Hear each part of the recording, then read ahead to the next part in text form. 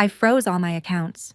You came back from the army mentally unstable and crazy, so my family will sell your house. The freezing tone of my dad David echoed through the phone precisely when my card was declined for a simple $4.50 cup of coffee. Bleeding through the receiver was the mocking laughter of my younger sister. Just be a good girl and hold your hand out to ask me for money. Don't make a scene.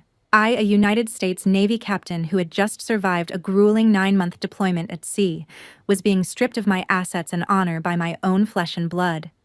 They used a temporary power of attorney to turn me into an ATM, draining my life savings to feed a parasitic youngest daughter. But they forgot who they were messing with. I didn't bother arguing.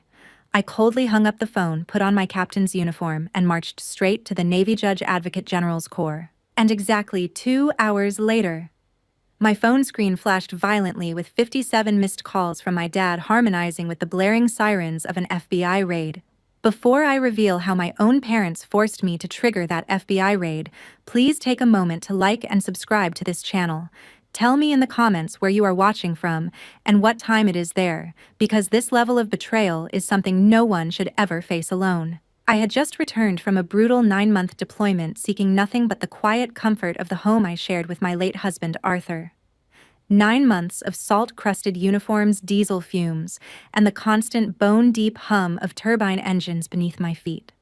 Arthur's house was the only anchor I had left, the only place his memory still lived in the creak of the floorboards and the faint trace of his cologne on the bedroom curtains. But the peace was a lie. The nightmare began at the base coffee shop when my military credit card declined for a simple cup of black coffee, and I immediately drove to the military credit union, my instinct screaming that something was fundamentally wrong. The air in branch manager Marcus Thorne's office was unusually heavy, reeking of sterile floor cleaner and unspoken bad news. Marcus, a man who usually greeted me with a crisp salute and a firm handshake, sat behind his desk looking at me with a sickening pity I absolutely despised.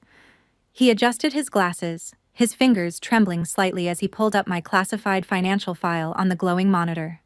His eyes darted nervously away from the screen, refusing to meet mine. He cleared his throat twice before he could even begin to speak, and the sound was too loud in the suffocating silence of that small, sterile room. Captain Scott, your mailing address, bank statements, and all contact info were changed last week. Your entire salary and military benefits have been set to auto-forward into your sister Jessica's account. I did not blink. I did not shift my weight. I sat in that rigid leather chair and stared at the monitor, the words slowly carving a canyon of betrayal straight through my chest. 20 years of combat pay. Every hazardous duty bonus I had earned, dodging hostile fire in the Persian Gulf. Arthur's death benefits paid out because my husband came home in a box draped with stars and stripes. All of it, every single cent, rerouted to a 32-year-old woman who proudly called herself a startup entrepreneur, but spent her days sleeping until noon and draining every wallet within arm's reach. My jaw clenched so hard my teeth ached, but I kept my posture rigidly straight, locking my muscles in place. Auto-forwarded to my sister. A 32-year-old parasite who proudly called herself a startup entrepreneur, but had never turned a profit on a single venture in her entire pampered life. Before my brain could even begin to process the sheer audacity of the humiliation, Federal Agent Sarah Jenkins walked into the office, her stride purposeful, her expression unreadable. She placed a thick red-stamped JAG dossier on the glass desk with a heavy thud that made the pen holder rattle, and Marcus flinch in his chair. She methodically explained that my dad and my mom had not just redirected my direct deposits. They had actively filed a permanent medical power of attorney extension with the county clerk's office 3 days after my deployment began, while I was already at sea and completely unreachable. I stared down at the stack of paperwork she pushed toward my side of the desk. In black and white ink, my parents legally claimed I was voluntarily surrendering my entire estate due to severe psychological instability brought on by combat-related trauma and complicated grief following the death of my spouse. They were legally erasing my sanity, aggressively weaponizing my demanding military service and Arthur's death as an excuse to officially label me crazy and strip away my autonomy. They attached a letter supposedly written by me begging them to take control because I could no longer function. I had never written that letter. I had never seen it before in my life. I picked up the primary document, my leather gloves creaking slightly under the pressure. The signature at the bottom of the page was a near-perfect replica of my own handwriting, a forgery so precise it had fooled the notary public and every clerk who processed it. A freezing, paralyzing chill ran down my spine. They were not just stealing my money, they were attempting to strip me of my citizenship rights, my military rank, and my basic human dignity. I aggressively forced my breathing into a tactical rhythm. Inhale for 4 seconds. Hold for 4. Exhale for 4. Hold for 4. Panic was exactly what they needed on record to prove their fabricated PTSD claim to the federal government. One outburst from me, one raised voice, one slammed fist, and their entire narrative would be validated. Marcus looked down at his keyboard, completely unable to meet my intense gaze. He added softly, almost apologetically, "Your current spending limit has been squeezed down to just $500 a month." The pity in his tone made my stomach churn so violently I tasted bile. I had commanded hundreds of sailors through the most violent, unforgiving typhoons in the Pacific Ocean, making life-or-death decisions in split seconds, while water crashed over the bridge and alarms screamed at 80 decibels. Now my parents had just legally reduced me to a dependent toddler needing a meager monthly allowance. They did not see a highly decorated Navy veteran who had earned every ribbon on her chest through blood and service. They saw a bottomless gold mine, a lifeless asset to fund my sister's vanity and laziness. Every agonizing sacrifice I had made over the last 20 years, every terrifying deployment where I kissed Arthur goodbye, knowing it might be the last time, every lonely night staring at the black ocean and praying I would come home alive, it was all being funneled directly into my sister's luxury shopping bags and failed business ventures. My dad and my mom had cold-bloodedly designated me as the sacrificial lamb to protect their golden child. I absolutely refused to cry.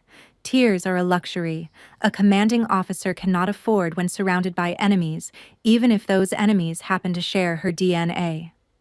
I slid the forged document back across the glass desk with a steady, unwavering hand. I looked Agent Sarah Jenkins dead in the eye, my voice completely devoid of any emotional tremor cutting through the heavy silence of the room like a surgical scalpel. "I never signed this extension. This is a forgery." The moment those words left my mouth, the agonizing, suffocating pain of familial betrayal transformed into something far more dangerous.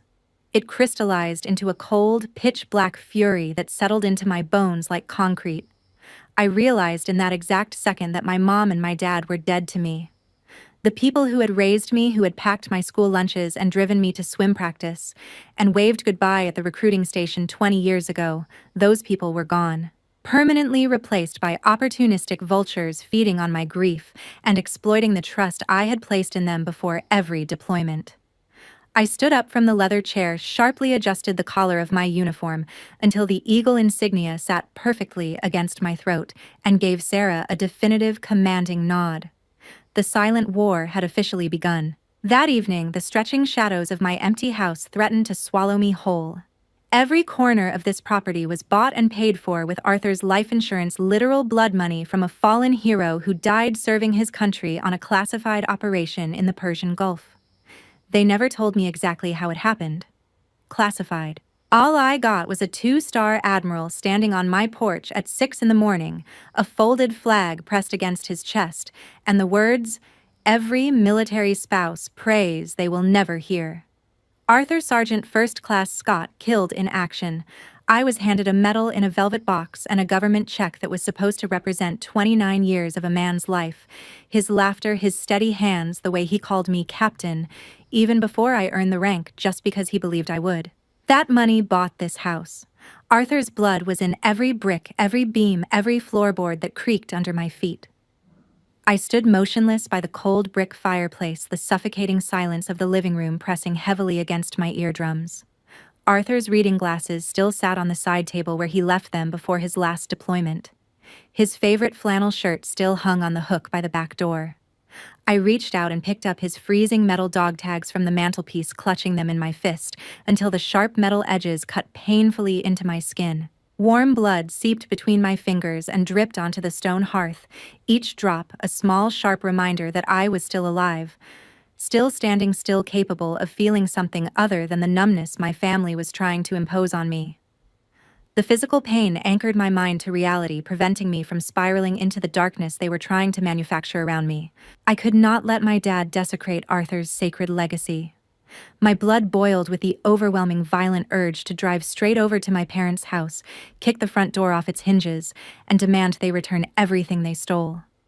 But my training kicked in with the force of a command barked across a flight deck. Brute force wins minor skirmishes, not massive wars. The next morning, I bypassed my family completely and walked straight into the Navy JAG headquarters to meet Captain Robert Vance. The heavy, imposing oak doors of the military tribunal building felt significantly more like a safe haven than my childhood home ever did. The polished floors, the sharp scent of leather and wood polish, the quiet authority that radiated from every wall, this was my real home. This was where people earned respect through merit, not through bloodline manipulation. I sat rigidly across from Robert, delivering my situation report with the chilling mechanical detachment of a battlefield briefing. I detailed the medical forgery, the massive financial drain, the forged signature, and my sister's smirking, boundless greed. Robert did not offer empty condolences or patronizing pity. He simply tapped his silver pen rhythmically against the polished mahogany desk, a cold, calculating smile creeping onto his weathered, scarred face. He was a legal sniper, a man who dismantled careers and criminal empires for a living, and he had just been handed a target-rich environment. He leaned forward, resting his elbows on the desk, locking his piercing eyes directly onto mine.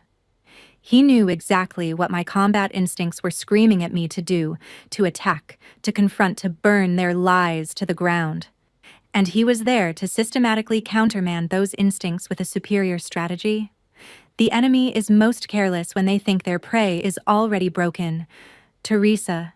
He murmured, his voice laced with absolute lethal precision. I leaned forward in my chair, the tactical commander inside me aggressively demanding immediate, decisive action. I wanted to freeze the bank accounts this very second, lock them out of the estate, and arrest them for federal fraud before sundown.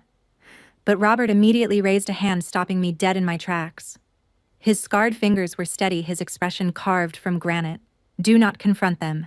Any anger from you right now will be used as evidence to solidify their claim that you have PTSD and are out of control. He leaned in closer, dropping his voice to a dangerous conspiratorial whisper that barely carried across the mahogany desk. Let them keep draining it. We need them to leave enough of a trail to build an ironclad system of evidence that cannot be denied. He bluntly warned me that if I fought back now, they would simply use their fake medical power of attorney to force me into a private psychiatric ward within 48 hours. They would eagerly strip my military rank, destroy my dignity, and permanently take my freedom. The court would side with the concerned parents of a supposedly unstable veteran. I had to let them think they were winning. I had to let the noose they were tying around my neck become the noose around their own. The brilliant, agonizing cruelty of his strategy washed over me like ice water. If I fought back now, I was a crazy, unhinged veteran having a violent episode, exactly what they claimed on paper. If I played dead, they would inevitably hang themselves with their own insatiable, arrogant greed. Every dollar they stole was another count on a federal indictment.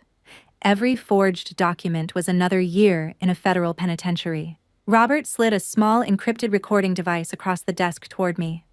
He wanted me to capture every conversation, every lie, every patronizing word my family spoke in my presence. He wanted timestamps, locations, and context. He wanted a prosecutorial fortress built entirely from their own voices and their own greed. I nodded slowly, slipping my dark aviators back on my face to hide the predatory, violent glint in my eyes. I would become exactly what my mom and my dad wanted, the broken, depressed, incompetent daughter who could not function in civilian life. I would shuffle my feet. I would avoid eye contact. I would let my voice tremble and my hands shake when they spoke to me. And I would let them feast on my bank accounts, completely unaware that the banquet was heavily laced with a federal trap. I stood up, offering Robert a sharp, perfectly executed salute. He returned it with the gravity of a man sending a soldier deep behind enemy lines. I was no longer a victim weeping over stolen money in the dark.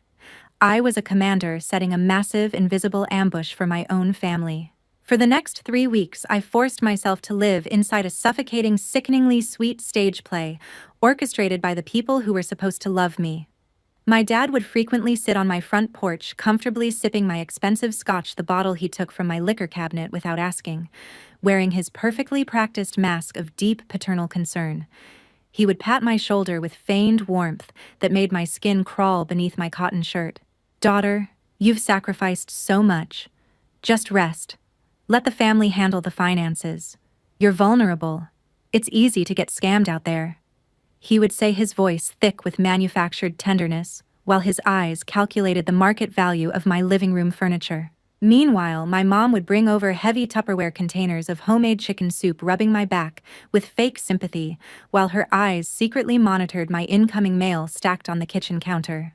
She was looking for bank statements she thought she might have missed any account she had not yet drained. Under the dining table, my thumb actively traced the record button on my concealed phone, capturing every toxic, patronizing word they spoke in crystal clear digital audio. I flawlessly played the broken soldier, swallowing my intense disgust every single time my mom kissed my forehead, with those lying lips, the same lips that had told the notary I was mentally incompetent. I executed my part without a single crack in the facade. I slouched my shoulders, avoided direct eye contact, and acted completely terrified of the outside world. One afternoon, I deliberately tested their control. I timidly asked for $800 of my own money to fix the failing transmission on my old Jeep.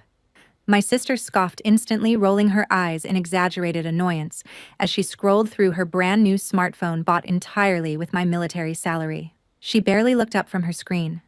"Teresa, you're unstable. Driving right now is too dangerous. It's best if you stay home. Let me invest that money into my new project, and when it profits, I'll buy you a new car." Her new project. The fourth failed venture this year alone.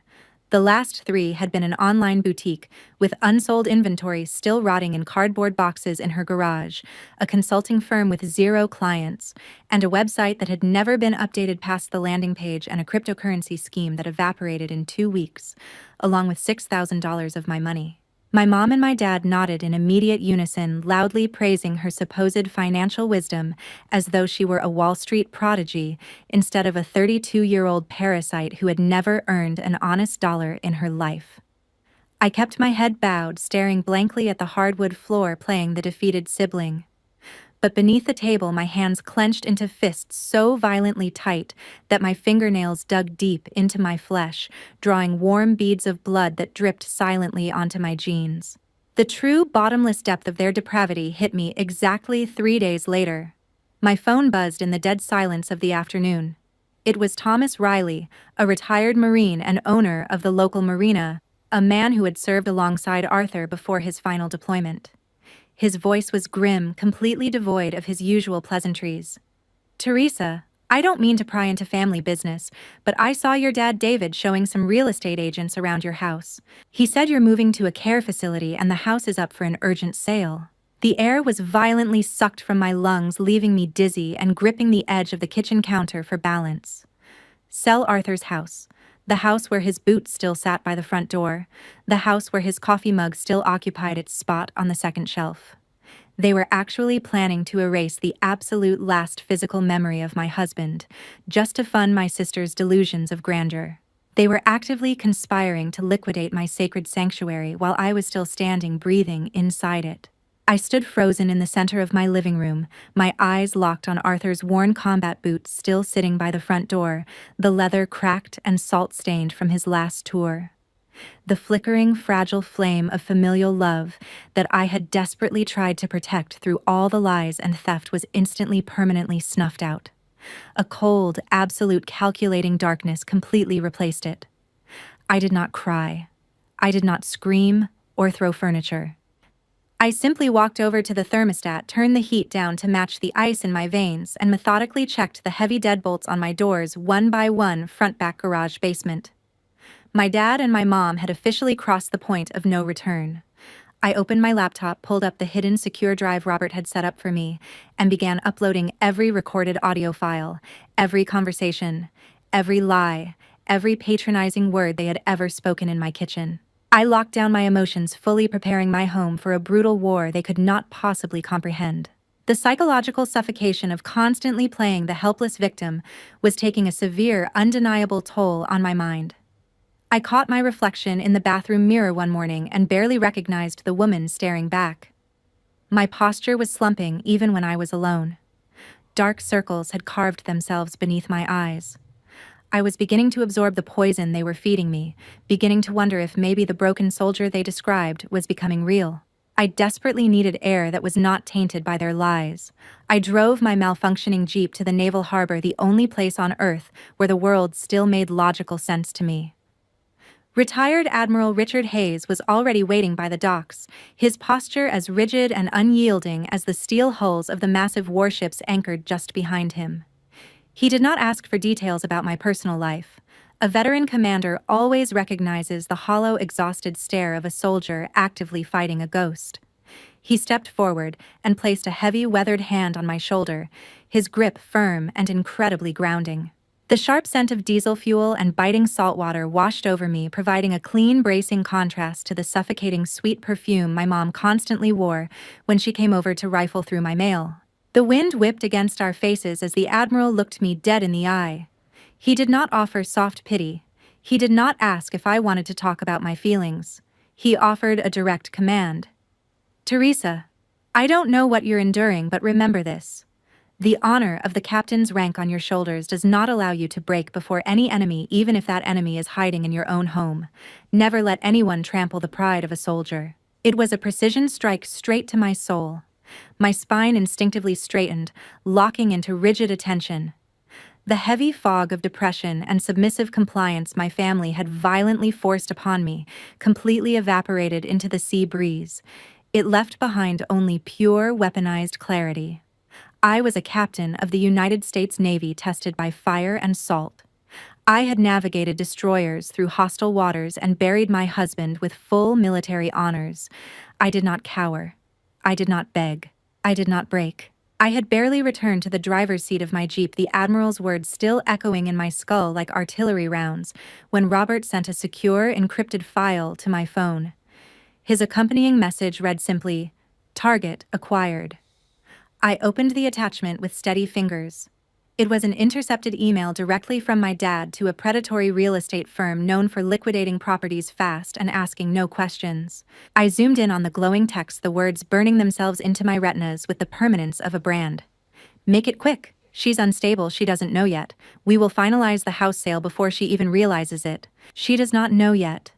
The sheer blinding arrogance of that statement made my blood run cold. The absolute disdain for my intellect was staggering. My dad, a retired corporate manager who spent his career shuffling papers in a climate-controlled office, genuinely believed he had outsmarted a naval intelligence-trained captain who had spent 2 decades outmaneuvering hostile forces in the open ocean. They truly believed I was a mindless, broken puppet dancing on their strings, ready to be discarded the second they finished picking my bones clean. I did not delete the email. I forwarded it directly to Agent Jenkins with a 2-word execution-style command execute phase. Then I forwarded it to Robert with 3 words green light confirmed. I aggressively turned the ignition, the sudden roar of the Jeep's engine cutting through the harbor's quiet morning silence like a battle cry.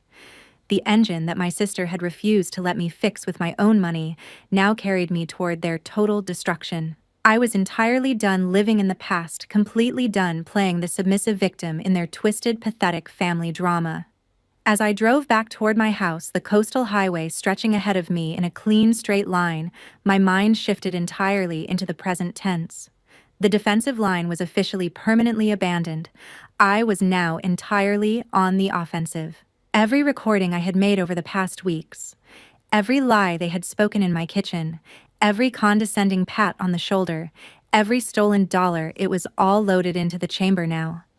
The email from my dad with his own fingerprints on it, his own words condemning him, was the final, undeniable nail in their coffin. I gripped the steering wheel, my knuckles stark white, coldly mapping out the exact coordinates of their impending destruction. Robert had the legal ammunition. Sarah had the federal warrants on standby. Eleanor had my assets locked behind walls they could not climb. The trap was set, baited, and ready to be sprung. All that was left was to invite the prey to dinner. The timeline moved with lethal calculated speed over the next 2 months. I sat in a sterile, windowless boardroom with Eleanor Sterling, a 55-year-old civil rights attorney, with steel gray hair pulled back in a severe bun, and absolutely zero tolerance for familial abuse. She had spent 30 years dismantling abusive guardianships and predatory conservatorships across 3 states, and she took my case with the cold ferocity of a surgeon cutting out a tumor. While my dad and my mom thought they completely controlled every aspect of my life, Eleanor and I were quietly building invisible high-voltage electric fences around my actual wealth. We legally locked down every hidden military pension offshore asset and life insurance policy my parents had not yet discovered because they were not explicitly listed in the original forged power of attorney. I was actively turning my financial portfolio into a lethal minefield, systematically securing the perimeter before the main assault.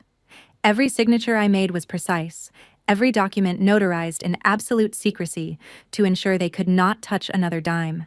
The agonizing collateral damage of this shadow war hit me that very weekend. My sister's 10-year-old daughter Lily dragged her worn-out teddy bear into my kitchen, her small footsteps barely audible on the cold tile. She looked up at me with massive, terrified eyes, clutching the bear defensively to her chest.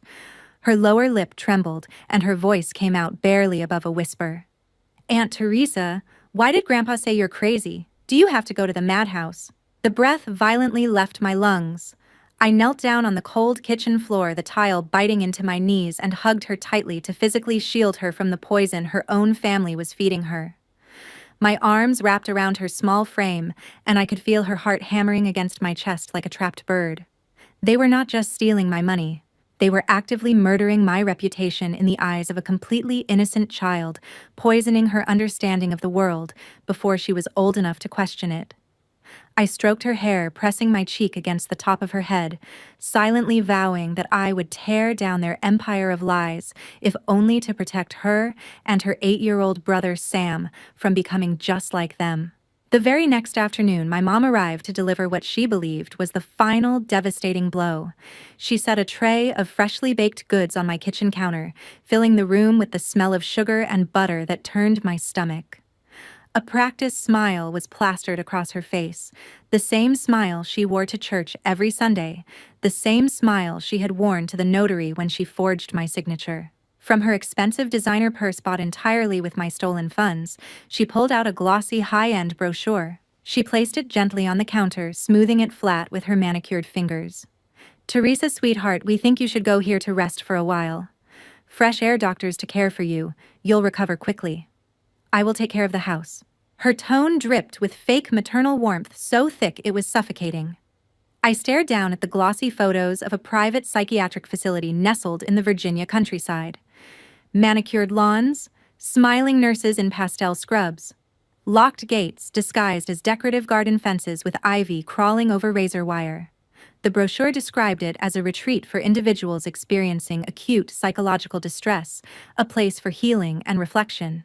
What the brochure did not mention was the involuntary commitment clause, buried in the fine print, the 60-day mandatory observation period during which a patient's legal guardian, in this case my parents, thanks to their forged power of attorney, would assume full control of all financial and property decisions. It was an involuntary psychiatric hold disguised as a luxury spa vacation, a legal prison wrapped in lavender-scented linens. They wanted to lock me away in a padded room, sedate me into compliance, and sell Arthur's house without any legal interference while I sat drooling in a common room 300 miles away. The proceeds would be split between my dad's retirement fund and my sister's next doomed business venture before I even knew the house was gone. My eyes turned as sharp and cold as a razor blade as I took the heavy brochure from her hands, but I forced my facial muscles into a frail, defeated smile. I let my shoulders slump, let my voice crack with manufactured fragility. "I'll think about it," I whispered, watching my mom's eyes light up with greedy, disgusting triumph. She practically skipped out the front door, already texting my dad before she reached her car. As soon as her taillights disappeared down the driveway, the pathetic facade dropped instantly.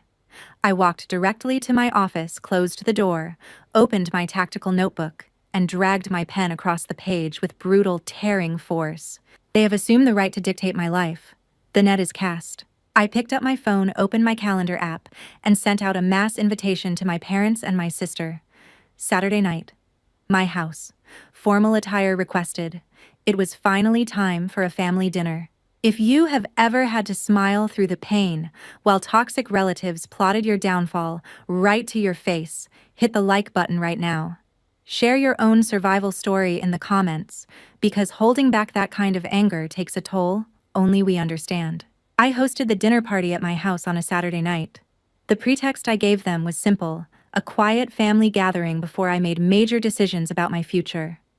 The words major decisions had them salivating before they even got in the car. My dad, my mom, and my sister arrived wearing their absolute Sunday best, their eyes practically gleaming with unrestrained, arrogant greed. My sister had gotten a fresh manicure and a blowout for the occasion, her nails painted the deep red of a woman already spending money she had not yet stolen.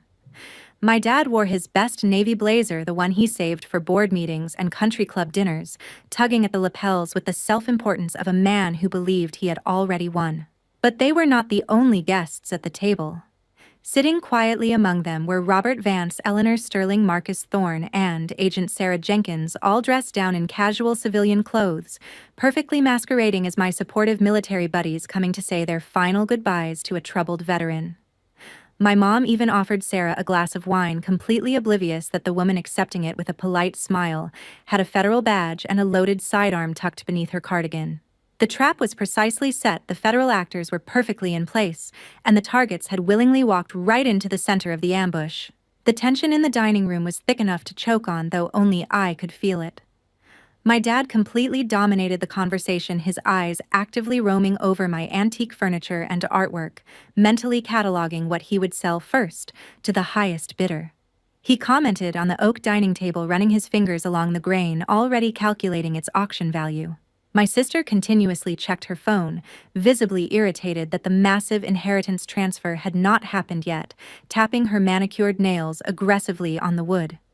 My mom bustled around, pouring expensive wine from a bottle she had purchased with my stolen salary, eagerly playing the gracious hostess in a house she planned to sell out from under me by Monday morning. I sat perfectly still at the head of the table, the same seat Arthur used to occupy every Thanksgiving before he was deployed for the last time.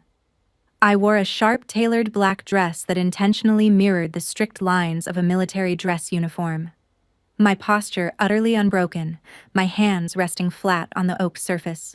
The seat at the head of my table in my house, bought with my dead husband's blood.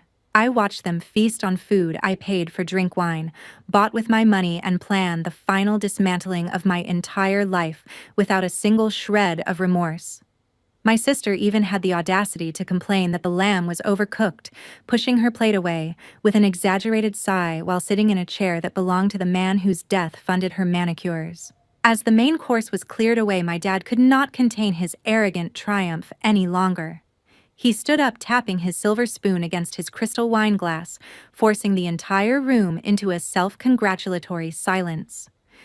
He looked down at me with a sickeningly benevolent smile, perfectly masking his absolute malice.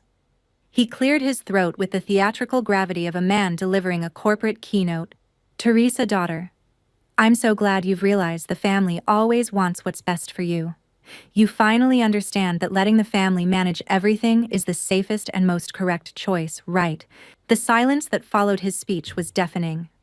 Every undercover federal agent at the table subtly shifted their weight, their eyes locking onto me, waiting for my absolute command. Robert's hand moved imperceptibly toward the inside pocket of his jacket. Sarah's posture shifted from relaxed civilian to coiled federal agent in the span of a single heartbeat. I did not break eye contact with my dad.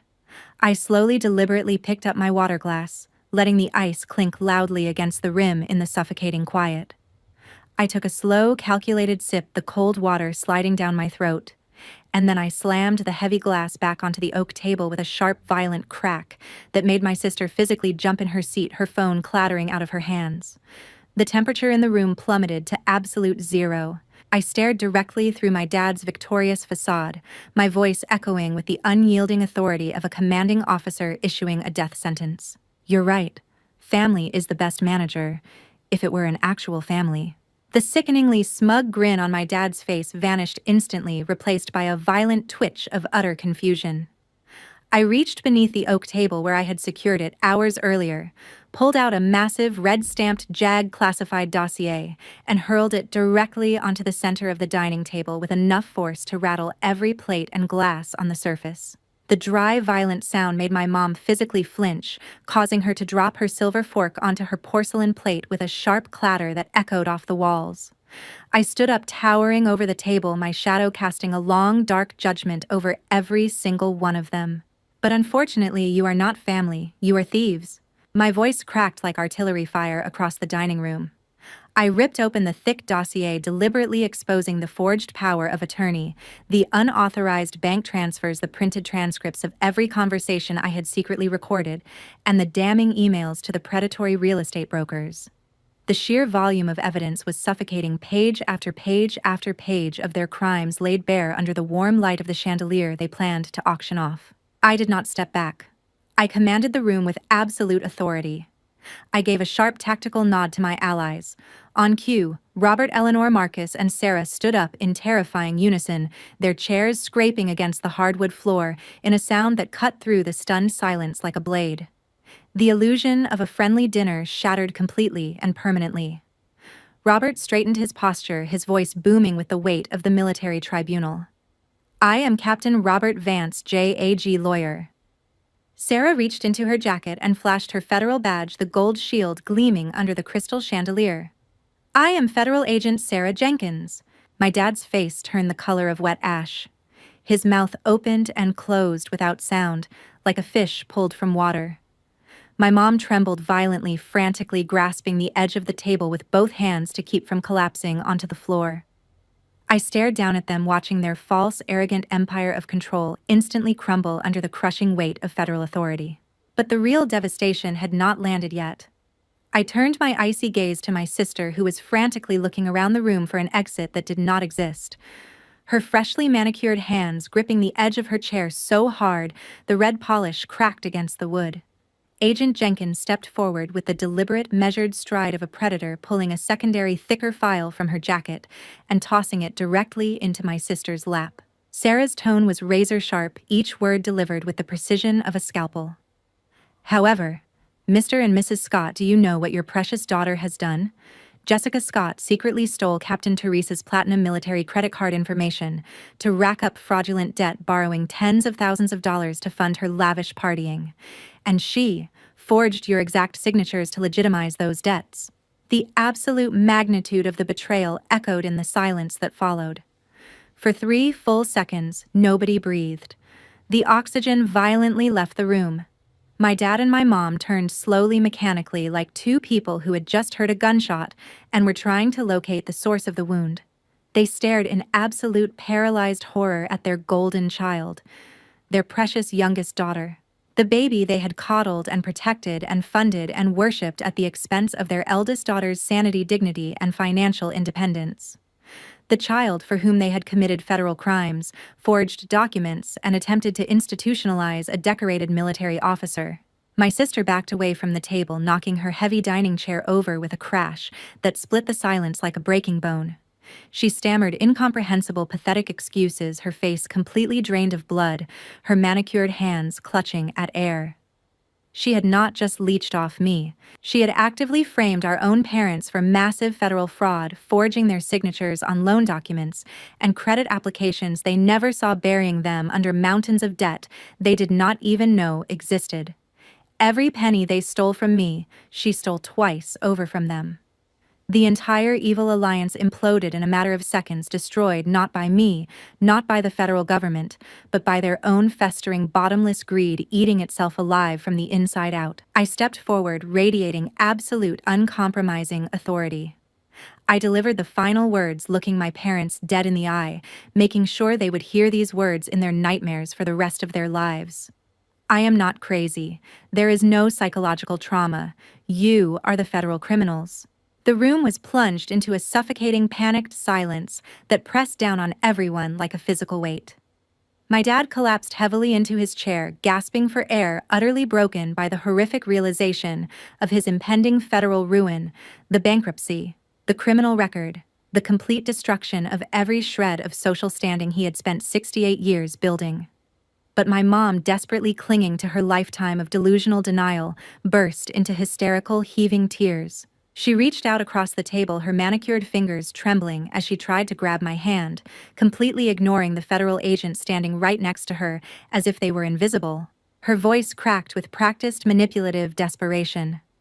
"Teresa, I just wanted to help Jessica start her business. You're the older sister, you have plenty of money you have to yield to your sibling." The sheer, unadulterated audacity of her words made my stomach violently churn. Even while staring down decades of federal prison time, even with a JAG lawyer and an FBI agent flanking her daughter, she genuinely believed I existed solely to be sacrificed on the altar of her youngest child. That was her core truth exposed at last. I was never her daughter. I was her offering. I aggressively ripped my hand away from her toxic grasp. I turned my back on her pathetic sobbing and walked slowly, deliberately to the oak display cabinet in the corner of the room, each footstep echoing on the hardwood like a drumbeat counting down to a verdict. I retrieved a heavy wooden box that held the most sacred items I owned, items that represented a sacrifice none of them could ever comprehend.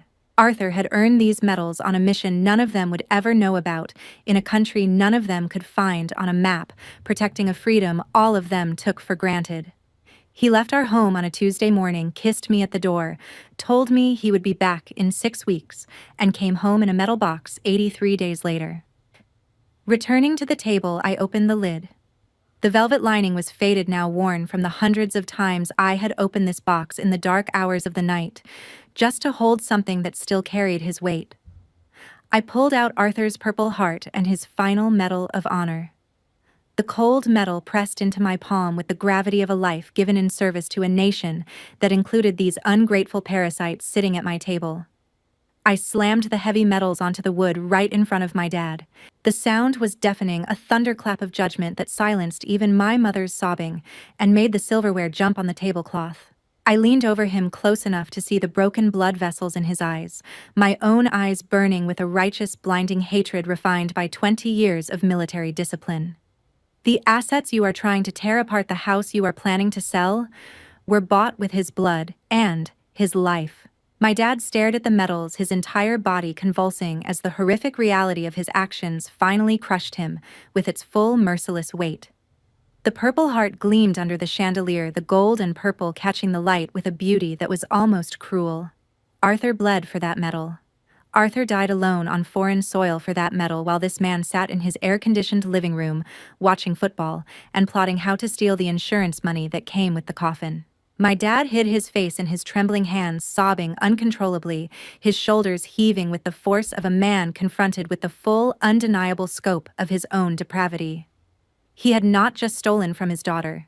He had actively desecrated the sacrifice of a fallen American hero, a man who gave everything so that civilians like my dad could live freely just to coddle a lazy, parasitic youngest daughter who had never sacrificed a single thing in her entire pampered life. I leaned in closer, my voice dropping to a freezing whisper that cut straight to their marrow, a whisper so quiet and so devastating that every person in that room stopped breathing to hear it. Since when is a soldier's pride cheaper than my sister's laziness? Since when did bloodlines become a legal excuse for robbery? I did not wait for an answer. I did not want one. I looked at their pathetic, frantic tears, feeling absolutely nothing but cold, clinical disgust. My heart was an impenetrable fortress of ice, forged in 20 years of military service, and tempered by the loss of the only man who ever loved me without conditions. Their remorse was not real. They were not crying for what they did to me or to Arthur's memory. They were not crying for the daughter they tried to institutionalize, or the hero whose grave they spat on for profit. They were only crying because they got caught and permanently lost their cash cow. My mom was already calculating her next manipulation, already searching for the words that would make me soften. I could see it in her eyes, that desperate reptilian flicker of a woman who had spent 65 years bending people to her will, with tears and guilt. I straightened my posture, my face completely devoid of any sympathy, and gave Agent Jenkins a sharp, decisive nod, the silent command to proceed with the full weight of federal consequences. Sarah acknowledged with a curt nod of her own and began reading my sister her rights. The formal, measured cadence of federal procedure replacing the desperate sobs that filled the room. I turned my back on the people who used to be my family, walked out of the dining room without a backward glance, and left them to drown in the devastating wreckage of their own boundless greed. The front door closed behind me with a firm, final click. The night air hit my face, and for the first time in months, I breathed without the weight of their lies pressing down on my chest. A full year passed. The violent storm had completely settled, leaving behind a permanent ironclad new world order. With the absolute mountain of evidence Robert and Sarah had secured, the recorded conversations, the intercepted emails, the forged documents, the fraudulent credit applications, the damning real estate correspondence, I could have easily sent my dad, my mom, and my sister to federal prison for decades.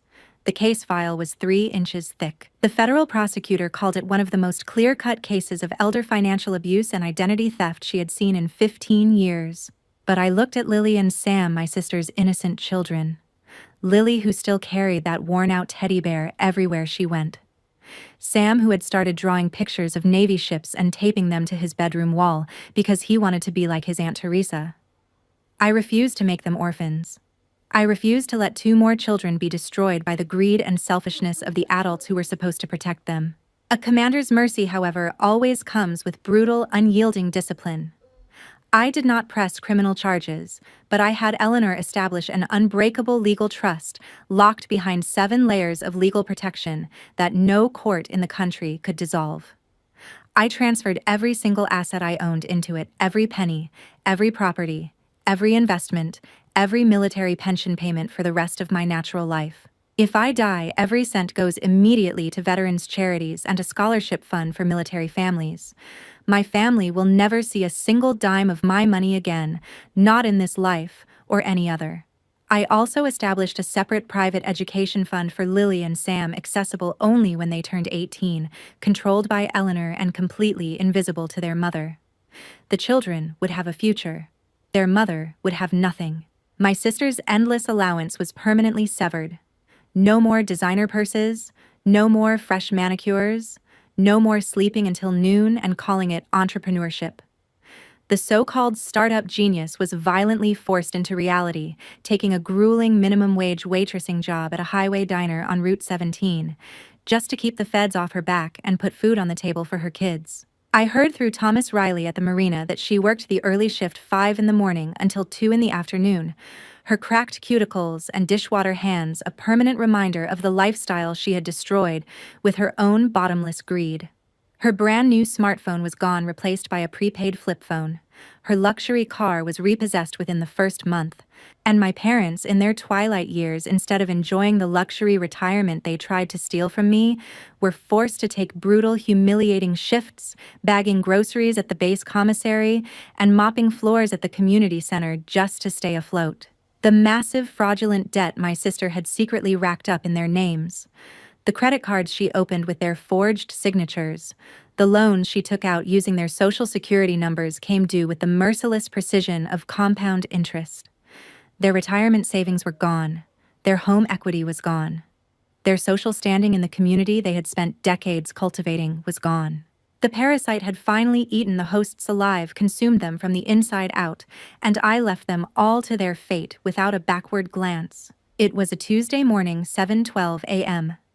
The ocean air was crisp clean and completely untainted by the toxic presence of my past. Dressed in my perfectly pressed uniform, medals gleaming proudly on my chest, I walked into the base coffee shop. The same coffee shop where this entire nightmare began. I smiled at the cashier, the same young sailor who had witnessed my humiliation a year ago, and ordered my $4.50 black coffee. I reached into my pocket, pulled out my card, and swiped it across the reader. A soft beep echoed through the quiet shop. Approved. No declines, no humiliation, no pity in the cashier's eyes, only a crisp salute and a warm smile. Only the quiet, undeniable power of total financial autonomy and completely reclaimed honor. As I walked out into the bright morning sunlight, coffee in hand, the warmth of the cup steady against my palm, I saw him. My dad wearing a faded, stained janitorial uniform 2 sizes too large for his shrinking frame, sweeping the sidewalk across the street from the base entrance. His navy blazer was gone. His country club membership was gone. His corporate handshake and boardroom swagger were gone. He was 69 years old, pushing a broom on a public sidewalk, a convicted financial abuser reduced to sweeping the dust off the same streets his daughter's Navy base looked down upon. He looked up from his broom, and our eyes met across 20 yards of pavement. His gaze was filled with bottomless regret and absolute reverence, the look of a man who finally understood too late the true cost of what he had destroyed. Not just the money, not just the legal standing. He had destroyed the one daughter who would have taken care of him in his old age, who would have driven him to doctor's appointments and sat by his bed when the time came. He traded that daughter for a parasite who was now too busy waitressing at a highway diner to answer his calls. But his feet remained planted on his side of the street. He did not dare cross. He knew the boundary was permanent, carved in federal ink and reinforced with military steel, and the memory of a dead hero whose grave he had desecrated for profit. I did not smile. I did not wave. I gave him a curt military nod of acknowledgement, the same nod I would give a stranger, turned my back, and walked toward the docks, leaving him entirely in my shadow. Bloodline is never an immunity card for exploitation. Love without respect is just manipulation. If you agree that true respect sometimes means walking away and letting toxic relatives face their own karma, hit that like button and subscribe right now. Let me know in the comments how you found the courage to enforce your own boundaries, because your story might be exactly what someone else needs to hear today.